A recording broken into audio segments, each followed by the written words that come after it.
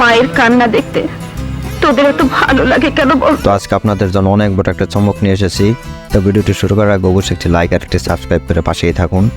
আর যারা সালমান শাহকে ভালোবাসেন অবশ্যই একটা সাবস্ক্রাইব করবেন। কিসের শাকিব খান, কিসের ইমন ও সিয়াম নায়ক ছিল বাংলার বুকে একজনের, তিনি আর কেউ নন। কোথায় সালমানকে দেখলা? ও ছবিতে। বড় করে তিনি হলো বাংলার 90 দশকের নায়ক সালমান শাহ। তিনি আজ হয়তো বেঁচে থাকলে বাংলাদেশের সিনেমা ইন্ডাস্ট্রি অনেক এগিয়ে যেতে পারত। তিনি নায়ক বলে ভুল হবে, তিনি ছিলেন বাংলা সিনেমার প্রেমিকদের প্রাণ। তিনি ছিলেন মহানায়ক সালমান শাহ।